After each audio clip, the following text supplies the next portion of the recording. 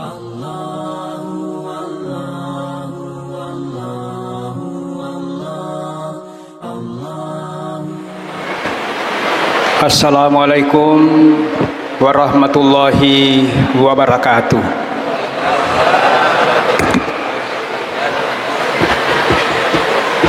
Innal hamdalillah nahmaduhu wa nasta'inuhu wa nastaghfiruhu wa nastahdi. Wa na'udzu billahi ta'ala min syururi anfusina wa sayyiati a'malina. Innahu may yahdihillahu fala mudhillalah wa may yudlilhu fala hadiyalah. Asyhadu an la ilaha illallah wahdahu la syarikalah wa asyhadu anna sayyidana Muhammadan abduhu wa rasuluhu la nabiyya ba'dah. Allahumma fashalli wa sallim wa barik alaihi wa ala alihi wa ashabihi wa man ittaba'ahum bi ihsanin ila yaumiddin. Ya ayyuhalladzina amanu ittaqullaha haqqa tuqatih wa la tamutunna illa wa antum muslimun. Ma'asyiral muslimin dan muslimat, sidang jamaah salat Isya, para penjamu bulan suci Ramadan yang kesemuanya mendapatkan rahmat dari Allah Subhanahu wa taala. Alhamdulillahirabbil alamin. Tentunya kita tak henti-hentinya memuji Allah Subhanahu wa taala atas segala nikmatnya. Kita dipertemukan bulan suci Ramadan tahun ini. Kata Allah, farihina bima atahumullahu min fadli. Orang-orang yang beriman pasti akan menyambut karunia-karunia Allah seperti ini dengan gembira. Siapa yang tidak menemukan dirinya bergembira pada bulan ini, maka keimanannya belum maksimal kepada Allah Subhanahu wa taala. Terlebih-lebih lagi, idza ahabballahu abdan istamalahu. Tanda ketika seorang hamba dicintai oleh Allah, dia akan menjadikan hamba itu selalu sibuk. Jadi tanda-tanda orang yang dicintai Allah pasti selalu sibuk. Kemudian Rasulullah SAW ditanya, wa kaifa yasta'miluhu?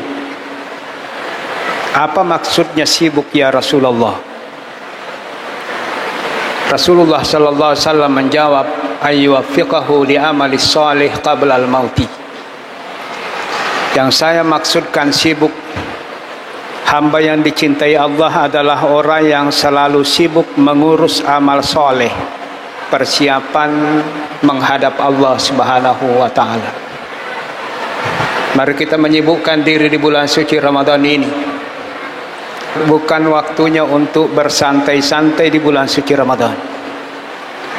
Kita semua mesti memanfaatkan waktu ini sesibuk mungkin dengan amal ibadah. Salawat dan taslim senantiasa pula tercurah kepada Nabiullah Muhammad sallallahu alaihi wasallam. Nabi yang diutus kepada kita semua menjadi contoh dan teladan untuk keselamatan yang hakiki, keselamatan yang sesungguhnya, kebahagiaan yang sesungguhnya untuk akhirat. Kita semua sadar, ma'asyiral muslimin, seenak apapun kita rasakan dunia ini pasti akan berakhir dengan kematian. Enak kalau punya harta banyak, tapi setelah kita mati langsung selesai. Enak kalau kita punya rumah mewah, mobil kita mewah, banyak uang, tapi itu hanya dinikmati sampai mati. Kalau kita sudah mati akan berhenti segala-galanya. Maka sudah sepantasnya di bulan suci Ramadan ini, mari kita berlomba dan bertanding untuk menghiasinya dengan amal kebaikan persiapan menuju Allah Subhanahu wa taala. Ma'asyiral muslimin yang dimuliakan Allah, Al-Imamu Al-Mawardi mengatakan, perhatikanlah betapa Allah Subhanahu wa taala sangat bijaksana terhadap hambanya. Bagaimana Allah mengundang-undangkan kewajiban yang diwajibkan kepada hambanya melalui sebuah skenario sangat indah. 13 tahun di Madinah tidak ada kegiatan lain kecuali ibadah hati. Selama di Madinah tidak ada ibadah kecuali hanya ibadah hati, mentauhidkan Allah. Mapasewa mi bawat tau, di paga sempajang, di paga puasa, di paga sekka, di paga haji. Yang mesti dikuatkan dulu adalah keyakinan kita kepada Allah Subhanahu wa taala. Baru setelah itu, pada sebuah perjalanan yang fenomenal, peristiwa Isra Mi'raj, diperintahkanlah Rasulullah sallallahu alaihi wasallam dan umatnya ibadah fisik yang aktif, ibadah fisik yang penuh dengan aktivitas. Ada berdirinya, ada rukuknya, ada sujudnya, ada duduknya, ada bacaan-bacaan khususnya. Itulah sholat. 2 tahun kemudian turun perintah fisik non aktif, yaitu ibadah puasa di bulan suci Ramadan. 2 tahun mani monrona Nabi takko Madinah napa turu perintah ni yewe pigawi, yaitu ibadah puasa. Di tahun yang sama turun perintah menunaikan zakat. Sangat lama antaranya baru kemudian turun perintah untuk menunaikan ibadah haji pada tahun ke-8 Hijriyah.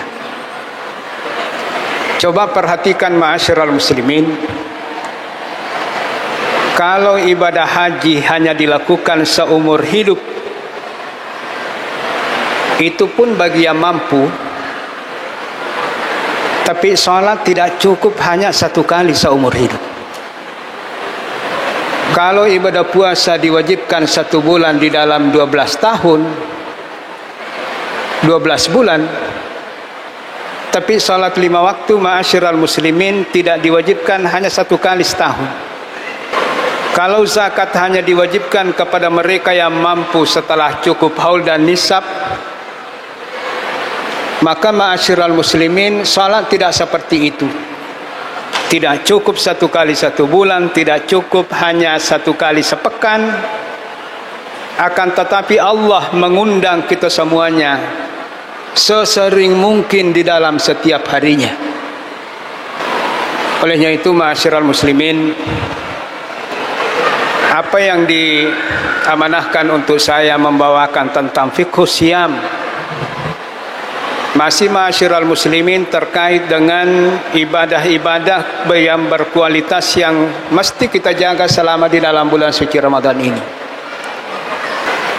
Allah selalu mengundang kita setiap datang ke tempat ini, datang ke masjid-masjid dekat rumah. Kalau haji tidak begitu. Salat tidak hanya cukup 1 kali 1 tahun, tidak hanya cukup 1 kali 1 bulan, tidak hanya cukup 1 kali sepekan, tapi kita selalu dipanggil Allah Subhanahu wa ta'ala. Ada apa dengan salat ini? Karena orang yang mengerti salat dan sempurna salatnya pasti puasanya bagus. Tapi tidak semua orang yang puasanya bagus, mampu berpuasa, bisa melaksanakan salat. Tidak semua orang yang haji bagus salatnya. Tidak semua orang yang rajin bersedekah bagus salatnya. Kenapa Allah begitu sering memanggil kita? Lihatlah betapa seringnya. Setelah sholat maghrib, berapa waktu antara maghrib dengan isya? Hanya 1 jam. Jadi Allah tidak perintahkan kita di waktu yang singkat ini perintah untuk sholat. Tapi jarak antara isya dengan subuh 8 jam lebih. Kita terlalu lama tidak menghadap Allah. Maka Allah mengundang kita melalui qiyamul lail, sholat tahajud, minimal berwitir supaya tidak lama kita berpisah dengan Allah. Setelah sholat subuh sampai ma'asyiral muslimin sholat duhur, berapa waktunya, berapa jaraknya? Lebih 8 jam. Allah tidak ingin kita terlalu lama berpisah dengan Sang Pencipta. Maka Dia undang kembali kita dengan sholat duha. Jarak antara sholat duhur dengan sholat asar relatif singkat. Tidak ada sholat sunnah di situ. Jarak antara sholat asar dan sholat maghrib juga sangat singkat. Tidak ada waktu sholat di situ.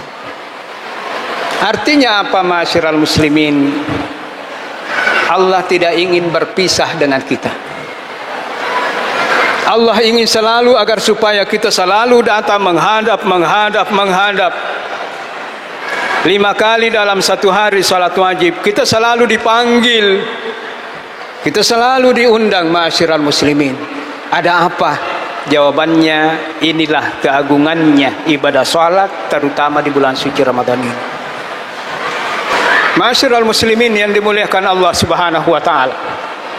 Maka tidaklah berlebihan jika dikatakan bahwa jika kita ingin melihat kualitas keislaman seseorang, kalau kita ingin mengetahui kualitas moralitas seseorang, perhatikan sholatnya. Kalau sholatnya bagus, sholat yang bagus ini sudah cukup mewakili seluruh ibadahnya menjadi ibadah yang bagus. Tapi kalau sholatnya rapuh, Rasulullah Sallallahu Alaihi Wasallam mengatakan wa amuduhu as-sholat. Tiangnya Islam ini di dalam diri kalian adalah sholat. Apa maksudnya? Maksudnya bahwa kokoh rapuhnya keislaman seseorang itu ditentukan oleh sholatnya. Makanya ma'asyiral muslimin, Allah Subhanahu wa taala berfirman, wa'mur ahlaka bis-shalah.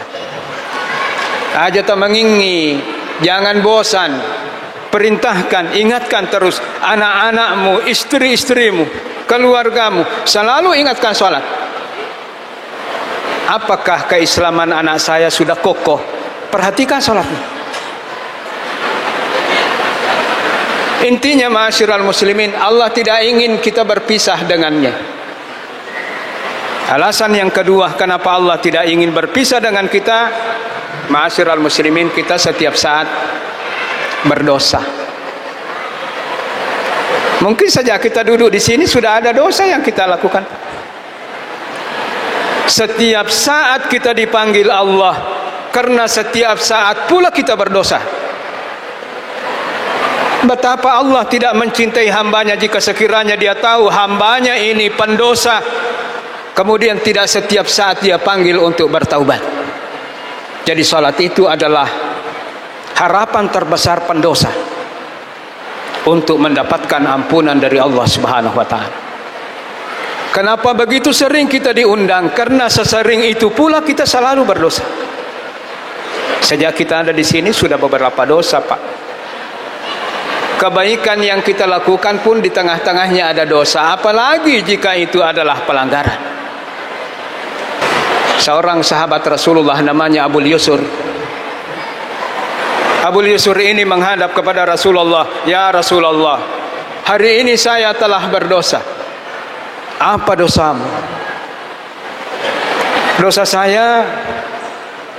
saya tergoda dengan kecantikan si penjual kurma yang selalu menjajakan kurmanya.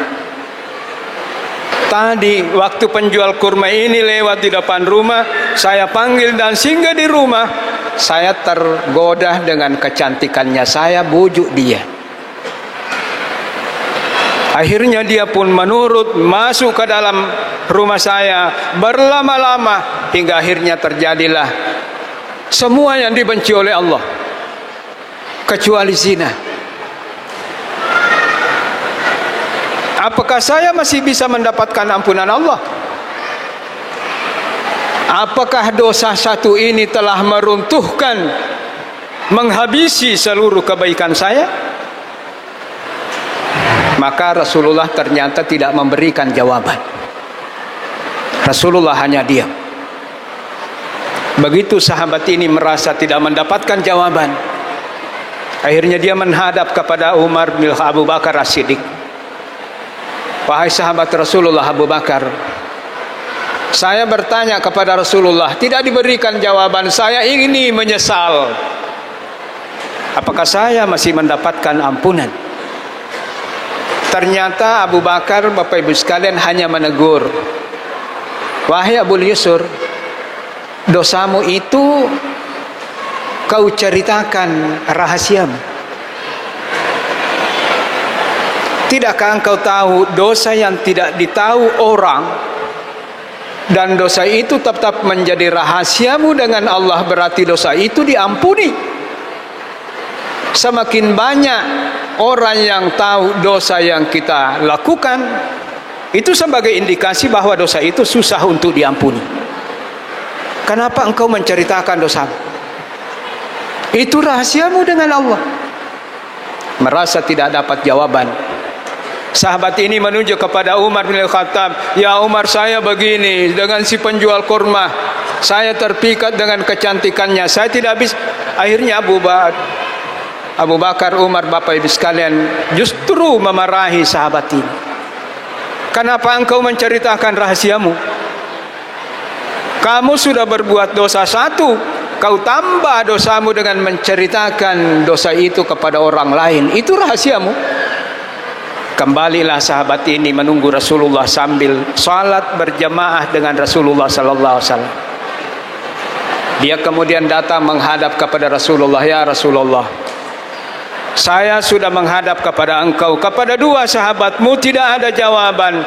Saya penasaran, apakah dosa saya masih bisa diampuni oleh Allah Subhanahu wa taala?